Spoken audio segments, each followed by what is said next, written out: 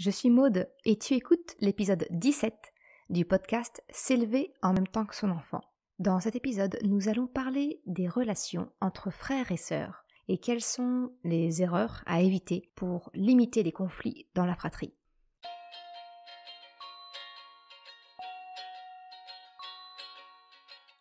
Salut et bienvenue sur le podcast S'élever en même temps que son enfant. Je suis Maude, coach certifiée chez Mercredi, mais surtout maman de 3 enfants. Sur ce podcast, je t'aide à conjuguer la bienveillance avec la réalité de ton quotidien de maman. Utiliser ton choix d'une parentalité bienveillante comme un accélérateur de ton propre développement personnel. T'aider à changer de regard sur les situations que tu vis avec ton enfant pour t'en servir, pour grandir et apprendre sur toi. Hey, salut! Je suis contente de te retrouver pour ce nouvel épisode. Comme je te le disais en introduction, cet épisode va parler des relations entre frères et sœurs. Je vais essayer de te résumer le constat que j'en ai fait, en fait, quelles sont des erreurs dans lesquelles on tombe très facilement en tant que parent, mais qu'il faut essayer peut-être de corriger ou d'améliorer pour justement pouvoir avoir une influence sur la relation entre les enfants et éviter les conflits au sein de la fratrie. Alors, je parle de fratrie, mais peut-être n'as-tu qu'un enfant aujourd'hui, peut-être que tu comptes agrandir la famille ou pas du tout. Toujours est-il que tout ce que je te partage aujourd'hui, c'est vrai, certes, dans le cas des relations frères et sœurs, mais c'est également vrai dans n'importe quelle relation. Donc, si ton enfant a des amis avec qui il lui arrive de se chamailler, les conseils que je te partage aujourd'hui, ils s'appliquent complètement. Donc surtout, si tu as un enfant unique, ne pars pas en courant, parce que les conseils que je vais te partager, ils peuvent également être utiles. Maintenant que cette petite mise au point, elle est faite, je vais te partager aujourd'hui les erreurs dont j'ai moi-même pris conscience, et surtout, ce qui va t'intéresser, les solutions pour les éviter afin de te permettre de créer un climat qui favorise la bonne entente de ton enfant avec son frère ou sa sœur, mais également avec les autres enfants. Allez, sans plus attendre, on rentre dans le vif du sujet. La première erreur qui nuit aux relations des enfants, c'est quand on utilise le statut de grand ou petit. Alors, effectivement, dans le cas de frères et sœurs, souvent on dit ton grand frère, ta petite sœur, ta grande sœur, voilà. Tu le sais, les mots que l'on emploie, ils ont toute leur importance. Et c'est pourquoi j'ai carrément des épisodes qui sont dédiés aux pièges que peuvent révéler certains mots. Tu les as peut-être déjà écoutés, ce sont l'épisode 12 par exemple, avec le piège de « tu es grand maintenant » ou l'épisode 14, le piège du fameux « tu vas me manquer ». Pour en revenir à mon sujet, c'est qu'en fait, en plaçant un adjectif qualificatif pour désigner le rang de ton enfant, finalement, par rapport à l'autre, ce n'est pas neutre pour la relation des enfants entre eux. Alors je m'explique, en prenant un exemple, ça sera beaucoup plus concret. Imaginons qu'on prend la configuration familiale de 2 enfants. Tu as une fille et un garçon. Dire à ta fille qu'elle a un petit frère, ou à ton fils qu'il a, à contrario, une grande sœur, cela a un impact inconscient sur leur relation, leur ressenti quant à leur place dans la famille. Et en aparté, c'est exactement la même chose si tu utilises des mots comme l'aîné, le cadet, le benjamin, etc. Ce que je te propose, c'est vraiment un changement de regard pour comprendre ce que sous-entend le mot grand ou petit lorsque tu parles de la position de ton enfant au sein de la fratrie. Alors tu vas te dire peut-être que Maude, elle chipote, que je joue sur les mots, que je coupe les cheveux en 4, mais permets-moi de développer mon idée pour te faire une idée. En fait, je vois 2 effets qui peuvent nuire à la relation entre tes enfants en utilisant des qualificatifs quant à leur place dans la famille. Le premier effet, c'est une notion de domination-soumission. Entre les lignes, dire que ton enfant est grand frère ou petite sœur, c'est induire l'idée que l'aîné est supérieur au cadet. C'est insinuer qu'en fonction de son rang dans la fratrie, il ou elle n'a pas les mêmes droits et devoirs. Alors oui, je suis bien d'accord. Certes, il y en a bien un dans les faits qui est né avant l'autre. Mais est-ce que le fait que ton aîné soit né avant son frère ou sa sœur, est-ce que ça marque une différence entre tes enfants quant à leur relation entre eux? Est-ce que ça lui donne plus de droits ou d'obligations que son frère ou sa sœur? Est-ce que ça lui confère plus de pouvoir, plus d'autorité sur son frère ou sa sœur. Et pourtant, de manière tout à fait inconsciente, lorsque tu dis que ton enfant est grand frère ou grande sœur, eh bien cela induit l'idée que ton enfant dispose d'une certaine autorité sur son frère ou sa sœur. Cela instaure, dans l'inconscient familial, une sorte de hiérarchie, je veux dire, et donc de potentielle domination de l'aîné sur les autres enfants de la fratrie. Si tu me suis, j'en ai un peu parlé dans ce qui peut être le terreau au harcèlement scolaire lors de l'épisode numéro 6. Et c'est même le premier ingrédient mentionné qui peut servir de terreau à des situations de harcèlement. Alors ma vision, et peut-être ne la partageras-tu pas, et c'est tout à fait ok, ma vision c'est que mes enfants sont égaux entre eux quant à leurs obligations et leurs droits. Il n'y a pas de hiérarchie entre mes enfants.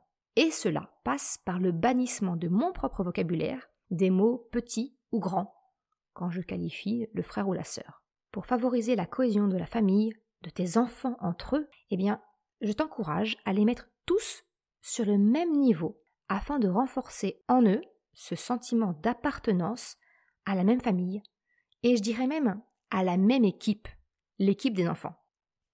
Le deuxième effet que je vois, c'est que à chaque place dans la fratrie, eh bien, il y a des avantages et des inconvénients.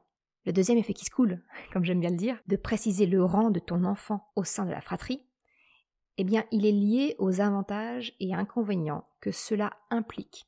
Alors, si, tu sais, ce sont toutes ces petites phrases très communes, du style « de toute façon, comme c'est le petit dernier, c'est ton chouchou et tu acceptes tout quand c'est lui qui demande. » C'est pas juste. Elle a le droit de le faire car elle est plus grande, mais moi j'ai pas le droit. J'en ai marre, c'est toujours à moi de m'occuper de lui car je suis le plus grand. Et ça, c'est qu'un tout petit aperçu. Je pense que tu vois très bien ce que je veux te dire. En fait, souvent, en tant que parent, on a souvent tendance à demander aux aînés de surveiller leurs frères ou leurs sœurs. Et ainsi, eh bien, nous confirmons l'idée d'une forme de hiérarchie entre les enfants en confiant une plus grande responsabilité à l'aîné. Alors, si cela peut générer un sentiment de fierté pour lui, cela peut également induire un sentiment d'opposition chez ton cadet, car une forme d'injustice, d'inégalité dans leurs droits. Et dans certains cas, cela peut aussi peser sur ton grand. Eh bien, lui, il a peut-être juste envie de profiter et de jouer, pas de devoir assurer la responsabilité d'un frère ou d'une sœur. Tu le vois, des deux côtés de tes enfants, eh bien cela peut créer des tensions entre eux et creuser un fossé. On est bien loin de la cohésion familiale que l'on souhaite encourager en tant que parent. Maintenant, si on se place du côté de ton petit dernier ou ta petite dernière, eh bien le côté positif, c'est effectivement le fait de se sentir couvé un peu plus. Son sentiment de sécurité, il est décuplé grâce à ses parents et à sa position de petit dernier de la fratrie, parce qu'il est également sous l'aile protectrice de son frère ou de sa sœur. Mais la contrepartie à payer, eh bien, c'est souvent d'avoir une double surveillance.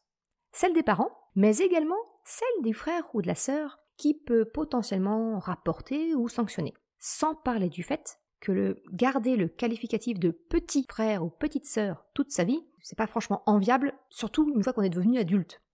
Ce que je te propose, c'est de regarder ton propre ressenti si tu fais toi-même partie d'une fratrie. Est-ce que tu es l'aîné ? Est-ce que tu es le cadet ou la cadette peut-être ? Qu'est-ce que tu gardes comme ressenti de ton enfance dans ta propre relation avec tes frères ou sœurs ? Est-ce que tu es encore nommé au sein de ta famille, peut-être par tes parents ou par tes frères et sœurs, comme étant le petit frère, le grand frère ou la petite sœur, la grande sœur ? Et si tu es fille ou fils unique, eh bien je te propose de regarder autour de toi les relations de tes proches, avec leurs frères et sœurs. Parce que se poser ces questions, eh bien, ça te permettra de te sentir au plus proche de tes enfants et de peut-être changer un peu ta façon de les nommer dans le but de créer cette fameuse cohésion familiale fraternelle. Alors, mon conseil pour éviter cette petite rivalité entre frères et sœurs, eh bien, c'est justement de ne pas utiliser de qualificatifs indiquant le rang au sein de la fratrie. Mais de simplement dire, eh bien tiens, oui, allez-y ensemble, va jouer avec ton frère, par exemple. Je ne vais pas dire va jouer avec ton petit frère ou ton grand frère. Non, c'est vous y allez ensemble, tu vas jouer avec ton frère ou ta sœur. Et ça dans le but de renforcer l'égalité entre tes enfants quant à leur position au sein de la fratrie et d'éviter l'insinuation inconsciente d'une possible domination de l'un sur l'autre. La deuxième erreur qui peut générer des conflits dans la fratrie, c'est la comparaison entre les enfants. Alors tu le sais sans doute, la comparaison, les étiquettes, tout ça, ce sont des choses qui enferment les enfants et ça ne leur permet pas d'être eux-mêmes finalement. Ils auront au contraire tendance vraiment à se conformer à ce que l'on dit d'eux. Alors autant tu peux sans doute le savoir, que les comparaisons, les étiquettes, ce n'est pas une bonne chose, c'est même plutôt néfaste à ton enfant, mais autant le mettre en pratique, ça reste quand même assez compliqué, faut bien se l'avouer. Parce que finalement, la comparaison, c'est quelque chose de naturel. Comparer nos enfants, nous en tant que parents, ça nous permet de nous rassurer quant au développement de l'enfant, l'acquisition de la marche, de la continence, du langage, le sommeil, etc. Mais le revers de la médaille, c'est que cela peut instaurer un climat de compétition entre tes enfants. Et tout, absolument tout, peut être sujet à comparaison. Qu'elles viennent de toi, de l'entourage de ton enfant, du reste de la famille, de l'école, ou même les enfants entre eux, que ce soit concernant leur taille, leur physique, leur caractère, leurs échecs, réussites, celui qui a terminé de manger en premier, c'est vraiment sans fin. Et alors, je dois te faire ma petite confession, c'est que j'ai pris conscience d'un élément de comparaison que je n'avais pas identifié jusqu'ici et qui peinait ma fille. Alors, pour rappel, si tu découvres mon podcast aujourd'hui, j'ai 3 enfants, Chocapic, qui a 8 ans au moment où j'enregistre, ma fille Choupinette, qui a 6 ans, et mon petit dernier, Krapopoulos, qui lui vient d'avoir 3 ans. Donc tu le comprends, ma fille est ma seule fille et elle se situe entre mes 2 garçons. Alors autant mes fils ont hérité de la couleur de mes yeux, de mes cheveux, ou même de la couleur de peau de son père et moi, autant ma fille, elle dénote dans notre famille. Parce qu'avec mon mari, on est ce qu'on peut appeler des cachets d'aspirine. Lui, il bronze vraiment à la manière des roux, avec une multitude de grains de beauté, et moi, je ne bronze pas très facilement. On est vraiment blond. Ma fille, elle, elle a hérité des gènes de sa grand-mère paternelle, avec une peau légèrement mate, qui bronze au moindre rayon de soleil. Et elle a aussi hérité de l'intensité du regard noir de son arrière-grand-père paternel, là où moi et mes fils, on a les yeux bleus. Tu vois, tout le monde relève très facilement ma ressemblance avec mes fils. Mais ma ressemblance physique avec ma fille, elle est beaucoup plus discrète. Et elle, ma Choupinette, elle qui se sent déjà un petit peu à l'écart, étant la seule fille de la fratrie, et surtout occupant la position de numéro 2 dans une fratrie de 3, c'est-à-dire qu'en fait, je considère vraiment, c'est un constat que j'ai fait, c'est que la position numéro 2 dans une fratrie de 3, par exemple, c'est vraiment la position la plus ingrate possible, parce qu'elle n'a pas les avantages de l'attention portée au premier, ni les avantages de ceux portés au petit dernier. Bref, tout ça pour dire que ça commence à faire beaucoup pour elle. Et j'ai mis du temps à identifier que le fait que mes fils me soient comparés très souvent, mais pas elle, ça la chagrinait. Elle ressent un peu ce sentiment du vilain petit canard. Alors si je te partage cela, c'est pour t'illustrer que la problématique de la comparaison, elle n'est pas toujours directe. Tu vois, elle peut être indirecte et tout autant faire souffrir. Alors mon conseil, pour au contraire renforcer la cohésion entre frères et sœurs, c'est qu'au lieu de comparer les enfants, je te propose de mettre l'accent sur les qualités de chacun, sans souligner si l'un ou l'autre de tes enfants est également ainsi. L'idée, c'est plutôt de mettre en avant les particularités de chacun et de les présenter comme des forces. En fait, mettre en avant ce qui rend unique ton enfant. Si je reprends l'exemple de ma fille, aujourd'hui, je mets l'accent sur les qualités de mes fils, sans les comparer à moi, en notant leurs différences. Dans mon exemple, il s'agit de particularités physiques, mais bien évidemment, ça s'applique à tout. Alors par exemple, tu vois, je ne dis plus que mes fils ont mes yeux, ou si c'est quelqu'un d'autre qui le relève, j'acquiesce en mettant en avant leur unicité, au même titre que celle de ma fille. Maintenant, je relève le fait que Chocapic, oui, il a des yeux bleu clair, avec une certaine géométrie dans l'iris. Là où Krapopoulos, lui, il est plus proche d'un bleu-gris. Quant à Choupinette, elle a des yeux marrons très expressifs, intensifiés par une espèce de petite auréole bleu foncé, ce qui lui donne un regard qui peut t'enjouer sur l'instant ou littéralement te clouer sur place. Tu vois, en fait, de cette façon, en décrivant ce qui rend unique tes enfants, cela évite une quelconque comparaison ou compétition entre eux. C'est un point de plus dans la création de la cohésion de la relation de tes enfants. L'autre solution que je te propose pour éviter les comparaisons et la compétition, c'est de renforcer l'image d'équipe entre tes enfants. C'est de privilégier le collectif au lieu de l'individuel. Pour être concret, je vais te donner 2 exemples. Le premier, c'est quand peut-être tu as la règle, en tout cas c'est le cas chez moi, c'est que pour débuter un nouveau jeu, le précédent doit être rangé. Si tu demandes à chacun de tes enfants de ranger leur chambre, par exemple, afin de commencer un jeu en famille, une balade à vélo ou que sais-je, le retardataire, il pénalisera toute la famille et il risque de se faire pointer du doigt. Tu comprends certainement que là, on s'éloigne vraiment de l'idée de la cohésion entre tes enfants. Ce que je préfère faire, et te propose d'adopter, si l'idée te séduit, c'est de donner comme consigne que toutes les chambres doivent être rangées et d'insister que c'est un travail d'équipe. La différence peut te sembler minime. Mais dans le premier cas, je dis « chacun doit ranger sa chambre ». J'insiste sur l'individualité de la tâche. Ce que je te propose d'adopter ici, c'est de parler d'une manière globale. Toutes les chambres doivent être rangées. Ainsi, je renforce l'idée d'une équipe des enfants. Ils forment un groupe solidaire. Les plus grands, entre guillemets, peuvent aider les plus petits. S'ils ne le font pas, c'est ok aussi, mais c'est de leur responsabilité si l'opération demande plus de temps. La responsabilité, elle est collective et partagée. C'est pas le petit dernier ou celui qui traîne des pieds qui est pointé du doigt. Un autre exemple, pour illustrer mon propos, c'est peut-être la préparation avant le départ à l'école. Si l'un de tes enfants traîne particulièrement les pieds le matin pour partir à l'école, il est très facile de sombrer dans la compétition en pointant du doigt l'enfant qui met tout le monde en retard pour partir à l'école ou au travail. Le risque, tu le comprends facilement, c'est que tes autres enfants en veuillent à celui qui est moins motivé. Et de son côté, lui, il risque de se sentir mal, honteux, coupable. Et du coup, peut-être encore un peu plus en colère de devoir partir pour pouvoir aller à l'école. Là, pour le coup, c'est vraiment un bel exemple de renforcement négatif ou comment auto-alimenter un cercle vicieux. Ce que je te dis là, c'est pas du tout du vécu. Si, bien sûr que si, c'en est. Bref, ce que je te propose, c'est encore une fois d'encourager le collectif dans les préparatifs.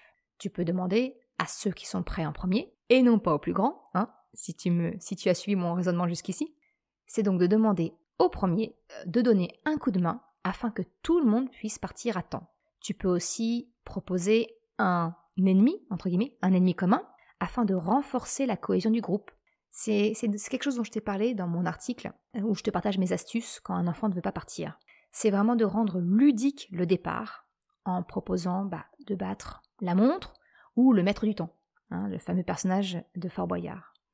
Ainsi, au lieu de focaliser sur celui ou celle qui induit le retard, le groupe focalise sur un objectif commun. Et là, rien de tel pour renforcer l'esprit d'équipe. L'erreur numéro 3 des parents, qui est un grand classique, c'est de rechercher l'égalité absolue entre les enfants. Mais là, tu vas me dire, mais Maud, attends, c'est complètement contradictoire avec ce que tu viens de me partager. Tu me déconseilles d'insister sur la place de mon enfant, au nom de créer l'égalité entre les enfants, et maintenant, tu me dis que l'égalité absolue, c'est une erreur à éviter. Faut savoir à la fin. Alors oui, je sais, cela peut te paraître contradictoire. Et pourtant, je fais bien une différence entre les deux. Oui, je te conseille de gommer les différences entre tes enfants concernant leur place, leur rang dans la famille. Pour autant, vouloir l'égalité entre les enfants, c'est à mon sens un petit peu utopique. Ce que j'entends ici par égalité, c'est si un de mes enfants souhaite un cadeau spécifique pour son anniversaire ou pour Noël, rechercher l'égalité, ce serait de choisir un cadeau similaire pour tes autres enfants. En tant que parent, on cherche à être le plus juste possible entre nos enfants, que ce soit en termes d'amour, de présence, mais aussi d'un point de vue matériel. Je me souviens, mon beau-père, il voulait offrir à chacun de ses enfants une voiture à leur permis. Sauf que, en fait, avec l'écart d'âge des enfants, le cadet a bénéficié d'une voiture avec un meilleur équipement, parce qu'entre-temps, les équipements des voitures avaient évolué.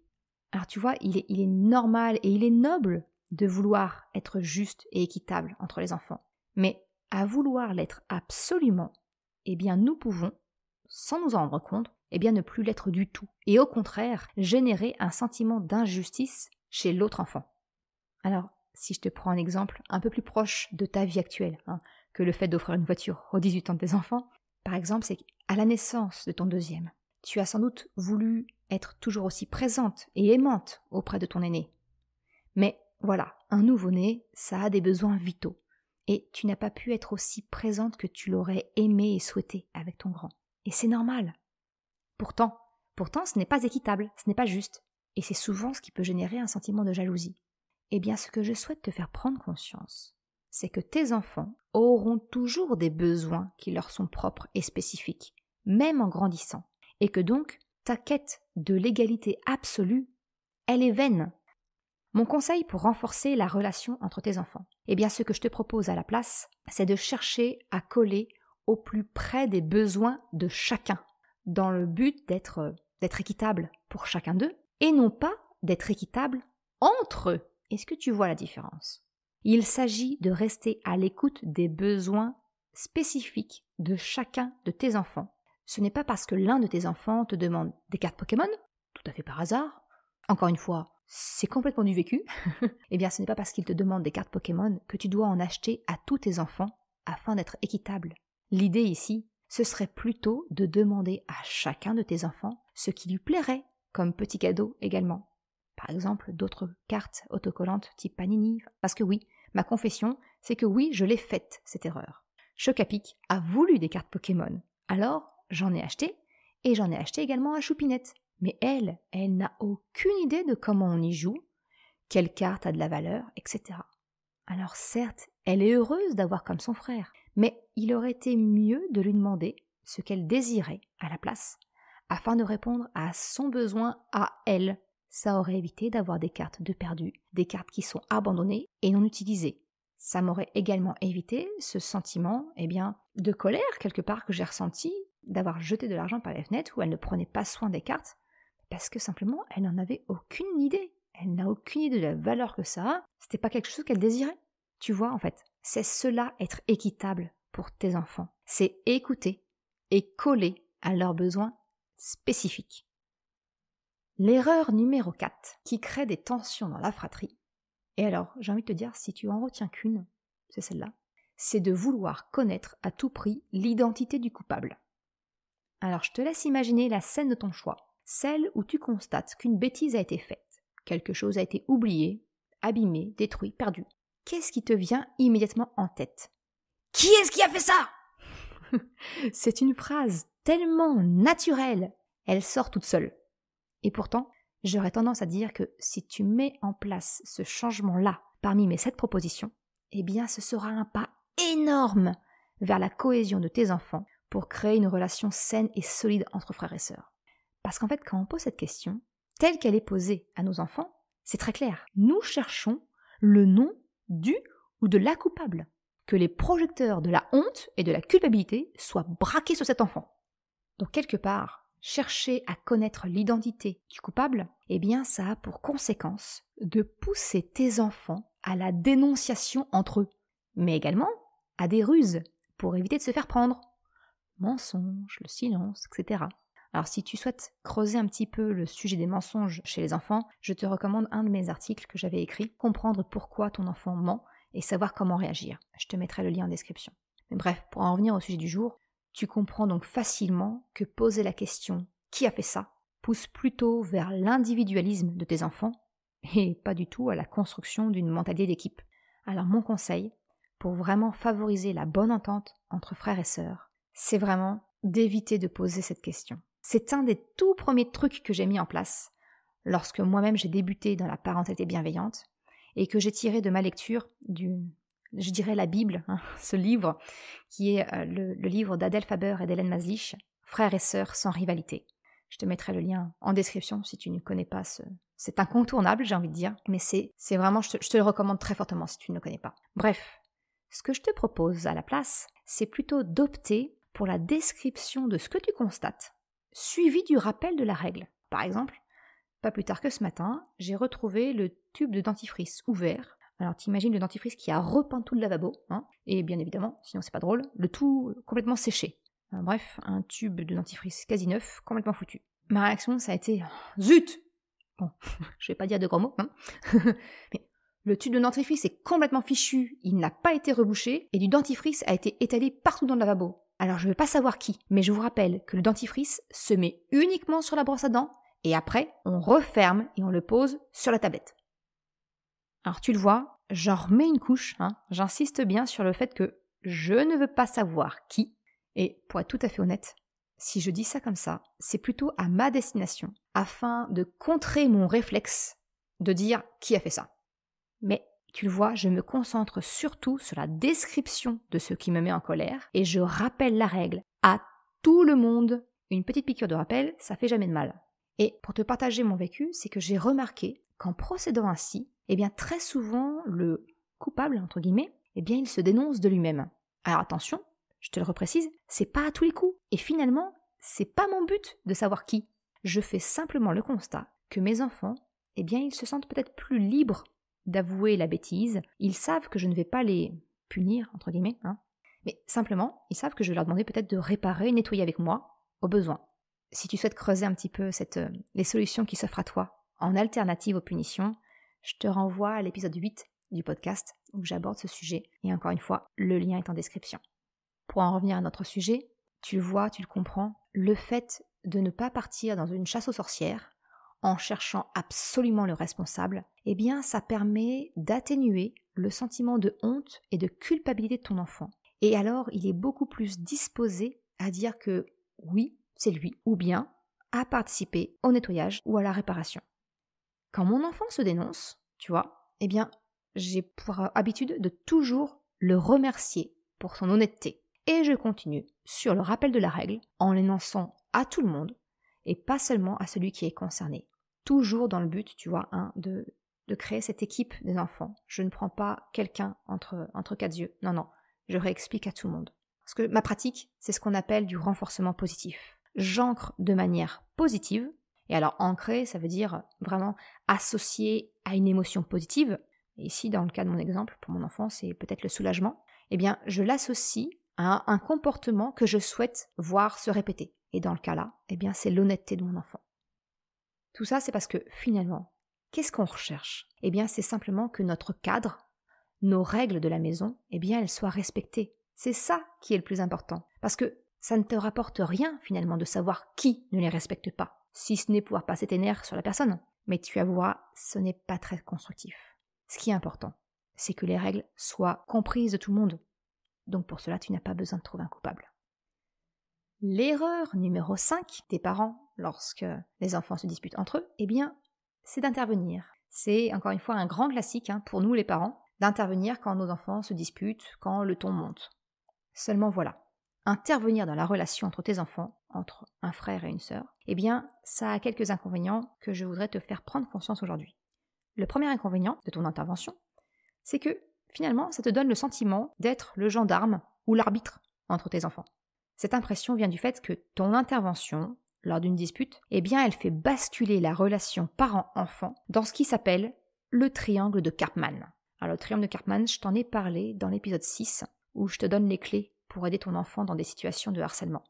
C'est ce qu'on appelle le triangle dramatique, du nom du docteur Stephen Karpman, qui a mis en évidence ce scénario relationnel des jeux, entre guillemets, des jeux psychologiques. Si on peut appeler ça des jeux, Bref. Toujours est-il que dans ce scénario relationnel, il y a 3 protagonistes. Le persécuteur, la victime et le sauveur. Encore une fois, si tu souhaites aller plus loin dans la compréhension du triangle dramatique et le rôle de chacun, je t'invite à écouter cet épisode, l'épisode 6. Donc, quand en tant que parents, nous intervenons entre les enfants lors d'une dispute ou lors d'un conflit, en fait, nous prenons automatiquement et inconsciemment la position de sauveur de ce triangle. Et on place de facto l'enfant agresseur en persécuteur et celui qui se plaint comme la victime. Et la solution, elle devient inextricable sans ton aide. C'est pour cela que tu as souvent l'impression d'être le gendarme ou l'arbitre avec tes enfants. C'est parce que tu interviens volontairement ou sur la demande d'un de tes enfants. Tu interviens et tu prends cette place de sauveur. Le deuxième effet qui se coule du triangle de Karpman, c'est que l'enfant qui se sent agressé, qui se positionne en victime, il a intégré le fait que tu viendras en sauveur, et donc il aura tendance à tirer la sonnette d'alarme de plus en plus tôt au moindre signe d'hostilité de la part de son frère ou de sa sœur. Si, tu le sais, tu ne comptes plus les appels du style « Maman, il m'embête !»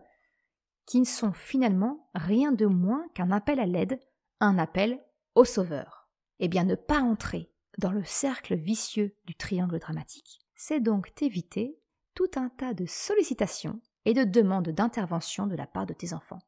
Alors, je continue de lister les inconvénients de l'intervention. Je te propose une solution à la fin. Je vais pas te laisser comme ça, sois rassuré. Le deuxième inconvénient d'intervenir, c'est que finalement, tu prends parti et donc tu sèmes des graines de colère et d'injustice. Intervenir entre tes enfants, ça signifie prendre parti. C'est consoler celui qui est blessé ou embêté, et c'est réprimander celui qui agresse, qui énerve, qui embête. Si cela peut te sembler juste à tes yeux à toi, eh bien aux yeux de tes enfants, ce n'est pas toujours le cas. Parce que lorsque nous intervenons en tant que parents dans la relation entre frères et sœurs, on n'a pas connaissance de tout le contexte, de tout l'historique. On a souvent même, quelquefois, 2 versions qui peuvent être complètement dissonantes. On peut donc facilement se tromper sur l'identité de la victime ou de l'agresseur, et donc susciter un sentiment de colère, voire d'injustice, chez un de tes enfants. De plus, tu comprends bien qu'en intervenant, tu t'éloignes de la notion d'équipe, de la famille soudée dont je te parle depuis le début de l'épisode et à laquelle tu aspires. Comment espères-tu susciter la cohésion de tes enfants au sein d'un groupe soudé quand tu interviens pour diviser et trancher en faveur de l'un ou de l'autre de tes enfants? Dit comme cela, je pense que tu vois l'incohérence que suscitent les interventions parentales. La seule chose que tu y gagnes, ce sont les possibles graines de colère et d'injustice de la part de l'un de tes enfants. Alors là, je sens pointer une objection de ta part. Alors, ne pas intervenir, ok. Mais si mon enfant pousse, tape, mord son frère ou sa sœur, je vais tout de même pas ne rien faire et laisser continuer cette violence. Alors effectivement, on est bien d'accord. La violence, qu'elle soit physique ou verbale, elle n'est pas acceptable. Mais réagir ne signifie pas obligatoirement intervenir. Intervenir, ça signifie agir entre. C'est prendre part à une action. Ce que je te propose dans ce cas-là, c'est de séparer physiquement tes enfants afin de les protéger tous, pas seulement celui qui subit, mais l'ensemble des protagonistes de la bagarre. C'est leur rappeler que la violence, elle n'est pas acceptable, qu'ils ont le droit de ne pas être d'accord, ils ont le droit d'être en colère, mais une seule obligation, le respect des uns et des autres. En procédant ainsi, tu t'adresses à tout le monde, et pas spécifiquement à l'agresseur, ce qui aurait eu l'effet de te placer en sauveur. En agissant ainsi, tu te places quelque part en spectateur de la relation, celui qui rappelle les règles à tout le monde. Quelquefois, les enfants sont tellement dans un pic d'adrénaline qu'il leur est impossible de réfléchir et de rationaliser. Ils sont complètement sous l'emprise de la puissance de leurs émotions et il leur faut un peu de temps pour retrouver leur esprit. Tu peux alors leur proposer de se séparer physiquement dans des pièces à part afin de laisser la tension redescendre. Et je te fais un petit aparté, parce que si savoir accompagner les émotions de ton enfant, c'est quelque chose qui t'intéresse et que tu souhaites développer, tu peux télécharger mon guide « La boussole des émotions » que j'offre sur mon site. Encore une fois, je te mets le lien en description de cet épisode. La solution que je te propose d'adopter pour pacifier les relations entre frères et sœurs et éviter de tomber dans le triangle dramatique, de devenir un arbitre sans cesse sollicité pour pouvoir préserver la cohésion, l'esprit de groupe de ta fratrie, c'est de prendre une place d'écoute et de médiateur. Tout d'abord, écouter. Écouter, c'est accueillir la version de chacun, sans jugement ni opinion de ta part. De cette façon, tu accueilles les besoins et les émotions de chacun de tes enfants, tous sur un pied d'égalité de traitement, afin de ne pas susciter de sentiments d'injustice ou de colère supplémentaire. Il n'y a pas de petit chouchou ni de vilain petit canard. Non, tous pareils. Et comme les émotions et les besoins de chacun sont accueillis, tu fais redescendre la tension chez eux. Vraiment, se sentir écouté, ça a un fort pouvoir de soulagement. Le deuxième point, c'est de devenir médiateur. Ce que je te propose, après avoir écouté tes enfants et accueilli les émotions de chacun, c'est de résumer ce que chacun a dit, sans interprétation ni jugement, et de te positionner en Suisse. Tu es neutre et tu n'as pas d'opinion sur la question. Ton rôle, c'est d'être un support entre tes enfants afin de les encourager à trouver par eux-mêmes un compromis acceptable pour chacun. Et non pas être acteur. Si tu agis, tu interviens. Et donc tu reprends cette position de sauveur dans le triangle relationnel. Ma proposition ici, c'est vraiment de changer de posture pour adopter celle d'un coach presque. Parce qu'un coach, ça ne donne pas de solution. Il accompagne les personnes à trouver les réponses qui leur conviennent en posant les bonnes questions. C'est exactement ce que je propose dans mes accompagnements individuels. Bref, être médiateur, c'est finalement accompagner tes enfants à savoir rechercher un compromis par eux-mêmes. Et tu le sais, sur ce podcast, je te parle beaucoup de rechercher le compromis. C'est d'ailleurs le cœur de l'épisode 11 dans lequel je t'explique pourquoi et comment dire non avec bienveillance à ton enfant. Dire non, ce n'est pas fermer une porte, c'est chercher un compromis satisfaisant pour tout le monde. En apprenant ainsi à tes enfants à rechercher par eux-mêmes un compromis, eh bien tu plantes une graine supplémentaire pour créer une cohésion familiale entre tes enfants. De plus, ils apprennent à travers la sphère familiale comment savoir sortir d'un conflit, ce qui franchement leur sera grandement utile dans leur vie privée et même professionnelle en grandissant.